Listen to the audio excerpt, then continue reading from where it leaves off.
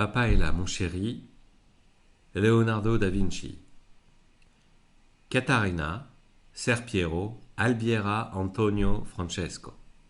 Le 15 avril 1452, jour de sa naissance, le bébé Leonardo n'a pas de famille pour l'accueillir. Son père, Ser Piero da Vinci, un homme riche et réputé du village de Vinci, et sa mère, Caterina, une paysanne, ne sont pas mariés ensemble. Leonardo est un accident, un bâtard. Mais, même si Ser Piero da Vinci s'est marié ensuite avec Albiera, même si Caterina s'est aussi mariée de son côté, aucun des deux n'a caché ni abandonné le petit Leonardo. Caterina l'a allaité pendant 2 ans et Ser Piero et sa femme l'ont gardé chez eux, dans leur belle maison du village, pas loin de la ferme où vit Caterina. Leonardo navigue donc entre une ferme remplie de cris d'enfants, où flottent de bonnes odeurs de soupe de légumes, et une maison confortable où il est fils unique, avec une belle-mère qui ne peut pas avoir d'enfant et l'aime comme son fils. Son grand-père, Antonio, que tout le village respecte, s'occupe de lui quand Ser Piero et Albiera sont à Florence. Et son oncle, Francesco, passionné de nature, est toujours prêt à l'amener faire de grandes balades. Alors bâtard, oui, mais sans famille, non. Pas de petit sauvageon. Quand Ser Piero découvre la feuille sur laquelle Leonardo vient d'écrire, il est horrifié. C'est complètement illisible. Il n'a jamais vu ça, on dirait un message codé. Leonardo trace toutes ces lettres à l'envers. Il faudrait mettre la feuille devant un miroir pour réussir à la déchiffrer. Leonardo a appris à écrire tout seul et à l'envers. Au village, personne ne le corrige et Ser Piero, lui, n'est pas souvent là. Leonardo passe son temps sur les petits chemins de terre qui sillonnent les collines au-dessus du village. Il connaît parfaitement les insectes et les bruits que font les animaux aux différents moments de la journée.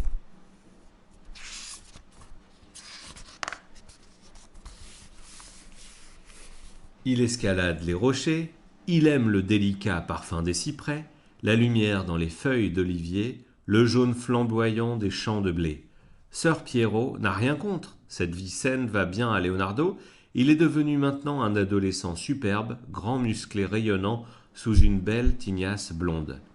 Mais Ser Piero ne veut pas que son fils unique devienne un sauvageon sans éducation, il décide de reprendre les choses en main. Leonardo va s'installer avec lui à Florence.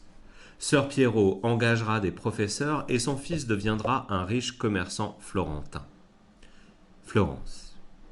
Depuis qu'il est tout petit, Leonardo entend parler de Florence, la capitale de la Toscane. Son père est notaire et il est conseiller juridique de la seigneurie de Florence, le gouvernement de la ville. Florence est à 45 km de Vinci et ils en ont au moins pour une journée entière de voyage. À Florence, la nature lui manque, mais très vite, cette ville fière de sa richesse, fière de ses palais, de ses jolies rues et de ses magnifiques ponts sur l'Arno, cette ville que tous les États d'Italie admirent pour ses architectures, pour ses architectes, ses peintres, ses sculpteurs, ses savants, ses poètes, que tous les Italiens jalousent pour sa langue et son bel accent, cette ville fascinante lui donne des ailes. Il s'intéresse à tout, aux cours de mathématiques que lui fait donner son père, mais aussi à la poésie, aux chansons de chevaliers, aux grands écrivains, à la peinture, à la musique. Il apprend à jouer du luth et quand des poèmes, il chante des poèmes, il lit tous les livres qu'il trouve, il dessine des paysages, des animaux, il adore aussi faire des caricatures. Observer les visages l'amuse beaucoup, il aime montrer des traits de caractère qui se cachent derrière un front bombé, un menton fuyant, un petit nez retroussé. Cela l'amuse plus que de dessiner un visage parfaitement ressemblant mais figé à froid, figé et froid. Florence, lui, ouvre tous les appétits. On dirait que Leonardo vit une deuxième naissance. Il est gourmand de tout. Il devient très coquet, s'habille tout en couleur, choisit soigneusement ses parfums, il plaît beaucoup et participe avec enthousiasme aux nombreuses fêtes que les jeunes artistes florentins organisent. Il n'a pas du tout envie d'être commerçant. Leonardo, artisan décorateur. Son père ne le force pas. Si Leonardo est doué pour le dessin, il aime la peinture. Il faut qu'il apprenne le métier dans un des ateliers d'art de la ville. Les églises et les couvents de religieux commandent des cloches, des statues, des tableaux de toutes les grandes scènes de la Bible. Les riches Florentins décorent leurs appartements, leurs palais de tableaux de bataille, de portraits, de sculptures, de fontaines, de tours qui se dressent majestueusement au-dessus des toits de la ville. Les organisateurs de fêtes et de spectacles exigent des machines compliquées pour offrir aux spectateurs des effets spéciaux impressionnants. L'armée fait fabriquer des cuirasses et des armures. Il y a vraiment de quoi occuper tous les ateliers de Florence. Sœur Piero place Leonardo comme apprenti dans l'atelier de maître Andrea Verrocchio, un des plus importants de Florence. Maître Verrocchio n'a pas hésité. Les dessins de Leonardo l'ont beaucoup impressionné. Il a déjà des élèves dans son atelier, mais les commandes n'arrêtent pas d'arriver et il déborde de travail. Peintre, sculpteur, architecte, ingénieur, maçon, couvreur, mécanicien, il faut savoir tout faire pour satisfaire une clientèle exigeante. Leonardo nettoie les pinceaux, il prépare les couleurs et les toiles, et puis quand le maître a fini de peindre la partie la plus importante d'un tableau, les visages et les mains, il peint les vêtements, les personnages ou les paysages du fond. Le reste du temps, il invente de petits mécanismes pour faire fonctionner des fontaines, des ouvertures de portes, des vis, des nœuds et des tourbillons. Ah, Sœur Piero referme violemment la porte pour éloigner cette vision d'horreur. Un dragon, un vrai dragon. Il a cru voir un vrai dragon là, juste derrière la porte. Au fond de la petite pièce obscure, où ne perce qu'un fin rayon de soleil, Leonardo sourit. Son père a vraiment eu peur en apercevant sa peinture. C'est incroyable qu'une peinture réussisse à ce point à tromper l'œil. Leonardo ne rejoint pas tout de suite son père. Il observe la poussière qui tourbillonne doucement dans le rayon de la lumière. Son regard passe du dragon qu'il a peint aux morceaux d'animaux, des lézards, des insectes, qui lui ont servi de modèle et commence à pourrir dans des odeurs nauséabondes. Un sentiment étrange mais pourtant agréable l'envahit. Il sent que la peinture détient un immense pouvoir, celui de faire naître des sentiments. Le sentiment de la peur comme ce qui vient de se passer, mais au fil du temps, de dessin en dessin, de peinture en peinture, Leonardo pense à des émotions plus subtiles, plus mélangées les unes aux autres.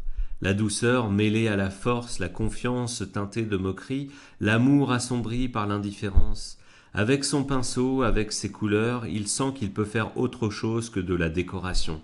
Il peut montrer ce qui existe derrière les apparences, la multitude de sentiments qui se nouent et tourbillonnent dans l'âme humaine.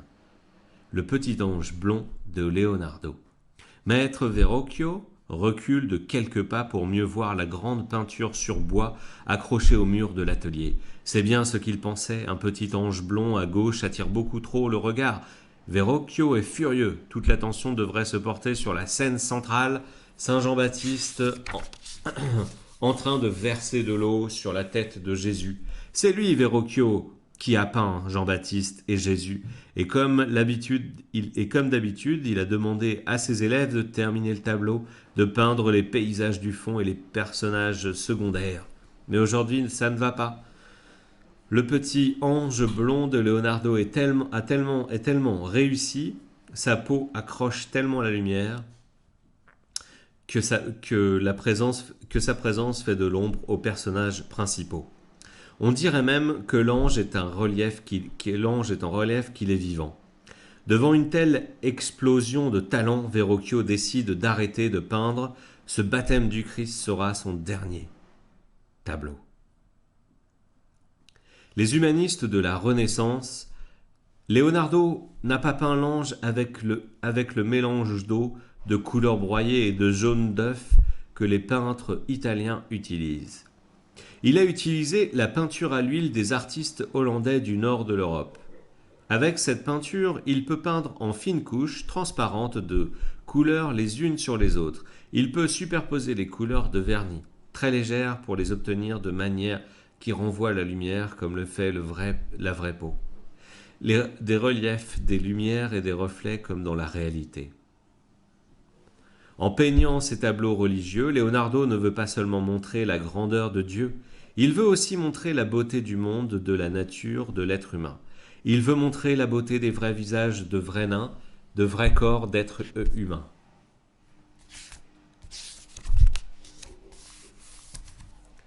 Fini les visages raides et figés sous prétexte que la mère de Dieu ne peut pas ressembler à une vraie femme.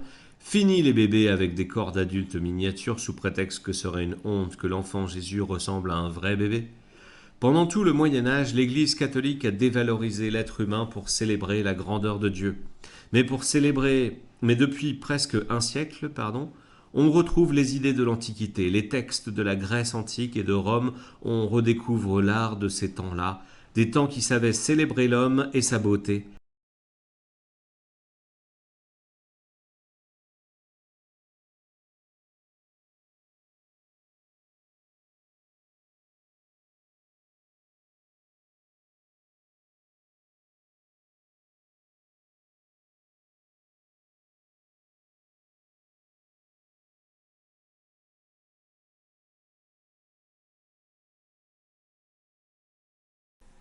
Bonne nuit les enfants.